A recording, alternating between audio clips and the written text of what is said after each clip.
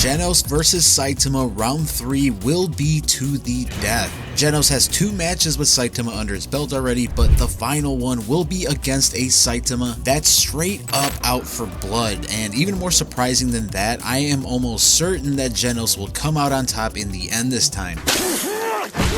Now you might be wondering at this point, what is this guy smoking? How are Genos and Saitama ever going to be in a situation where they have to fight to the death, and how the hell would Genos ever manage to win in this case? Well, just sit back and make sure to stick around until the end as I go through the surprisingly complex road to this ultimate fight that includes things like the Mad Cyborg, the organization, and much more. In chapter 186 of the manga, we saw Saitama and Genos have their second sparring match where Genos' growth was put on full display with his newly revealed lightning core. Although it didn't connect, the force from Genos' punch created a massive dust cloud that was on par with the death punch that Saitama threw in their first match. This alone should have proved to Genos how far he's come, because he himself even said when he first witnessed the death punch that he couldn't fathom ever becoming that strong, and here he is performing a similar feat. On the contrary though, Genos points out that he feels like his strength hasn't even approached the steps of Saitama's, and he has this overwhelming feeling of stagnation. Being Saitama's equal has always been his goal when it comes to strength, and it's understandable why Genos feels so stagnant no matter how strong he becomes, because no one is close or ever will be close to Saitama's level of power. This leaves Genos continuously wanting more and never being satisfied until he can stand shoulder to shoulder with his master. So hang on to this motivation for Genos, because it does come back into play later. We see this unhealthy drive to become stronger become more prevalent when the Mad Cyborg is involved. We see Genos getting all fired up over gaining more power after he thinks about the Mad Cyborg in this same chapter. Now the reason I bring up the Mad Cyborg here is because it actually plays a major role in the setup of what I think is Genos' final battle with Saitama. See, in the webcomic, the Mad Cyborg storyline seemingly is reaching its climax, where Genos is now on his way to Dr. Bufoy's lab, where apparently the Mad Cyborg has been lying dormant this entire time. It's questionable information that comes from Drive Night, and that alone makes it kind of sketchy, but that's a topic for a different video.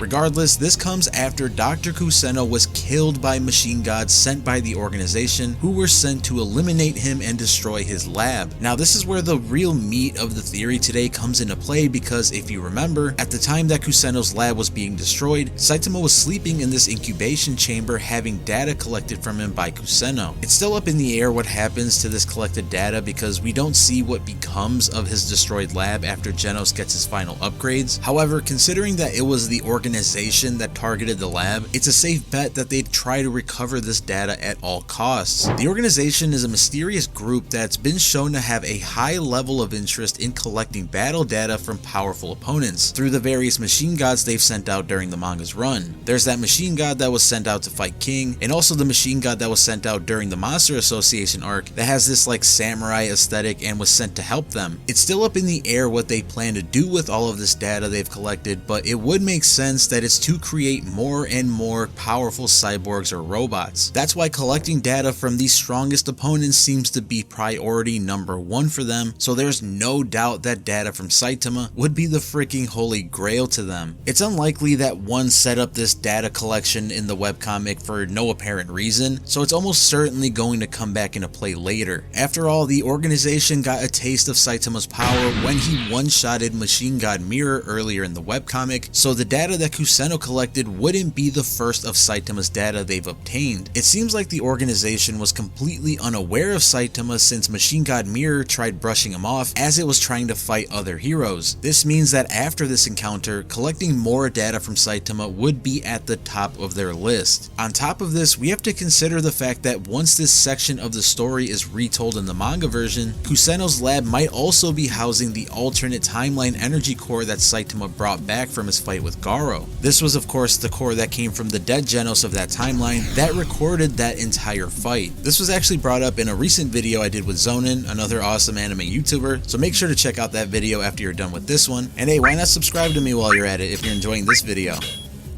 So this core might hold the most valuable data of all because it documents the incredible level of power Saitama reached in his fight with Garo, and just as importantly I think, recorded the power from an avatar of God. This means that even if the data that Kusanno collected was incomplete, let's say at 75% or something, then the data from the core would round out the other 25%. That's not to say that this data would match 100% of Saitama's power, because Saitama's potential strength is limitless as we saw in that fight, but it would complete 100% of the data that they need for their purposes. This would give the organization everything they need to create a Cyborg Saitama or even a clone of him. After all, we've seen that cloning has been proven to be possible in One Punch Man through Dr. Genos, and a group as advanced as the organization would have no problem replicating this. So now that we have this cyborgified Saitama clone cooking in a chamber like Goku on Namek, the next question is, how is Genos going to end up fighting this insanely strong opponent? Well, at the moment, Genos is completely unaware that the organization specifically targeted Kusanno, so Dr. Bofoy is likely not to blame for Kusanno's death. It's likely that Genos would have his final match with the Mad Cyborg and uncover this information. Once Genos comes to this realization, he'll set his sights on destroying the organization entirely and eventually find their base of operations. This is when they'll unveil their strongest creation yet, a cyborg clone of Saitama. Now I do have to note that it's impossible to replicate the power of Saitama one for one, because the fact that he's someone that's removed their limiter plays a major role in why he's so incredibly broken. But a cyborg clone loaded with his battle data would still undoubtedly be one of the strongest antagonists we've seen in the story yet.